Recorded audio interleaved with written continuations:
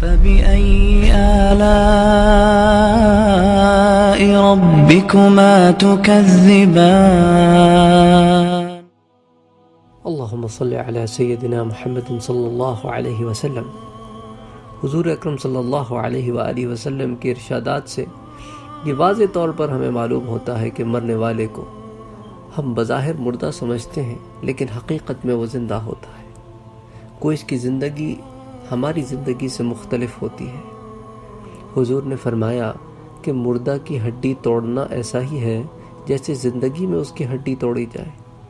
ایک مرتبہ حضور حضرت عامر بن حزم رضی اللہ تعالی عنہ کو ایک قبر سے تکیہ لگائے ہوئے بیٹھا دیکھ کر فرماتے ہیں کہ اس قبر والے کو تکلیف نہ دے۔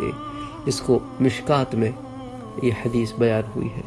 جب انسان مر جاتا ہے تو اس عالم سے منتقل ہو کر عالم برزخ میں پہنچ جاتا ہے۔ خواہ ابھی اس قبر میں نہ بھی رکھا گیا ہو یا آگ میں نہ بھی جلایا گیا ہو، اس میں سمجھ اور شعور ہوتی ہے۔ حضور نے فرمایا کہ جب لاش چارپائی وغیرہ پر رکھ دی جاتی ہے اور اس کے بعد قبرستان لے جانے کے لیے لوگ اسے اٹھاتے ہیں تو اگر وہ نیک تھا تو کہتا ہے کہ مجھے جلدی لے چلو، اور اگر وہ نیک نہ تھا تو گھر والوں سے کہتا ہے کہ ہائے میری بربادی، مجھے کہاں لے جاتے ہو۔ پھر فرمایا کہ انسان کے سوا ہر چیز اس کی آواز سنتی ہے، اگر انسان اس کی آواز سن لے تو ضرور بے ہوش ہو جائے۔ اس حدیث کو امام بخاری نے روایت کیا ہے۔ موت کے بعد سے قیامت قائم ہونے تک ہر شخص پر جو زمانہ گزرتا ہے اس کو برزخ کہتے ہیں۔ تو یہ برزخ کی تعریف ہے کہ موت کے بعد گزرنے والا زمانہ۔ تو برزخ کے جو لغوی معنی ہیں، اصطلاحی معنی ہیں، ڈکشنری کے جو معنی ہیں، وہ پردے یا آڑ کے ہیں۔ تو چونکہ یہ زمانہ جو ہے دنیا اور آخرت کے درمیان کا زمانہ ہے، تو دنیا سے پردہ ہو گئے ہیں، اس لیے اس کو عالم برزخ کہتے ہیں۔ تو چونکہ عام انسان اپنے مردوں کو دفن کیا کرتے ہیں، اس لیے احادیث شریفہ میں برزخ کی راحت یا عذاب کے بارے میں قبر ہی کے الفاظ استعمال کیے گئے ہیں۔ اس کا مطلب یہ نہیں کہ جن انسانوں کو آگ میں جلا دیا جائے یا پانی میں بہا دیا جائے وہ برزخ میں زندہ نہیں رہتے۔ دراصل عذاب و ثواب کا تعلق روح سے ہے، اور یہ بات بھی یاد رہے کہ اللہ عز و جل تو ذروں کو جمع کر کے بھی عذاب و ثواب دینے پر قادر ہے، اور اس سلسلے میں جو حدیث آئیں گی انشاءاللہ پھر ہم آپ کے سامنے ان کو رکھیں گے۔ حدیث شریف میں وارد ہے کہ پہلے زمانے میں ایک شخص ہوا کرتا تھا، بہت گناہگار تھا۔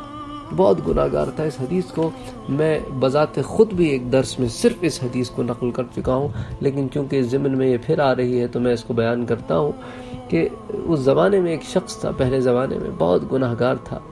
تو جب مرنے لگا تو اپنے بچوں کو وصیت کی کہ جب میں مر جاؤں تو میری راکھ مجھے جلا دینا، میرے بدن کو، میری راکھ کو 2 حصوں میں تقسیم کرنا، آدھی پانی میں بہا دینا اور آدھی زمین میں بکھیر دینا۔ تو جب وہ مر گیا تو اس کی وصیت کے مطابق اس کے بچوں نے ویسے ہی کیا۔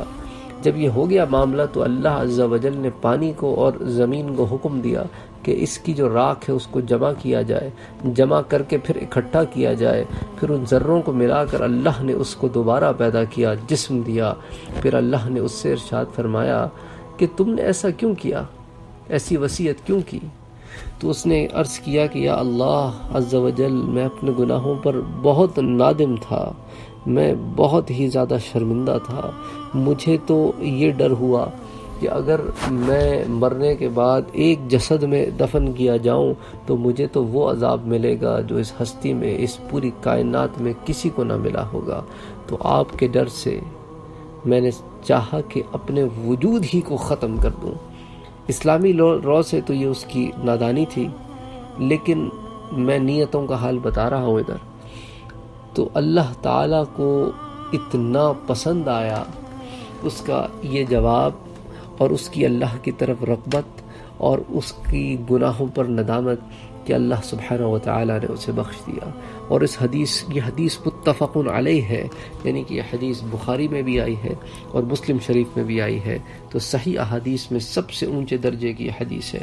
تو حدیث شریف کی روایات سے یہ بھی معلوم ہوتا ہے کہ مومن بندے برزخ میں ایک دوسرے کی زیارت بھی کرتے ہیں، اور اس عالم سے جانے والے سے یہ بھی دریافت کرتے ہیں کہ فلاں کا کیا حال ہے اور فلاں کس حال میں ہے۔ حضرت سعید بن جبیر رحمۃ اللہ علیہ فرماتے تھے کہ جب مرنے والا مر جاتا ہے تو تو برزخ میں اس کی اولاد اس کو اس طرح استقبال کرتی ہے جیسے دنیا میں کسی باہر سے آنے والے کا استقبال کیا جاتا ہے۔ اور حضرت ثابت بنانی رحمۃ اللہ علیہ فرماتے تھے کہ جب مرنے والا مر جاتا ہے تو عالم برزخ میں اس کے عزیز و اقارب جو پہلے جا چکے ہوتے تھے اسے گھیر لیتے ہیں، اور وہ آپس میں مل کر اس خوشی سے بھی زیادہ خوش ہوتے ہیں جو دنیا میں کسی باہر سے آنے والے سے مل کر کی جاتی ہے۔ اور اس کو ابن ابی دنیا نے بیان کیا ہے۔ اسی طرح حضرت قیس بن قبیصہ رضی اللہ تعالیٰ عنہ فرماتے ہیں کہ حضور نے فرمایا کہ جو شخص مومن نہیں ہوتا اسے مردوں سے بات چیت کرنے کی اجازت نہیں دی جاتی۔ کسی نے عرض کیا یا رسول اللہ کیا مردے کلام بھی کرتے ہیں؟ ارشاد فرمایا ہاں، وہ ایک دوسرے کی زیارت بھی کرتے ہیں۔ اس حدیث کو ابن حبان نے روایت کیا ہے۔ حضرت عائشہ رضی اللہ تعالی عنہ فرماتی ہیں کہ رسول اکرم صلی اللہ علیہ وسلم نے فرمایا کہ جو شخص اپنے مسلمان بھائی کی قبر کی زیارت کرتا ہے، اس کے پاس بیٹھتا ہے، تو وہ صاحب قبر اس کے سلام کا جواب دیتا ہے اور اس سے مانوس ہوتا ہے یہاں تک کہ زیارت کرنے والا اٹھ کر چلا جاتا ہے۔ اسے بھی ابن ابی دنیا نے روایت کیا ہے۔ حضرت ام بشر رضی اللہ تعالی عنہا فرماتی ہیں کہ رسول اکرم صلی اللہ علیہ وآلہ وسلم سے میں نے عرض کیا کہ یا رسول اللہ کیا مردے آپس میں ایک دوسرے کو پہچانتے ہیں؟ آپ نے فرمایا تیرا بھلا ہو، روح مطمئنہ جنت میں سبز پرندوں کے قالب میں ہوتی ہے۔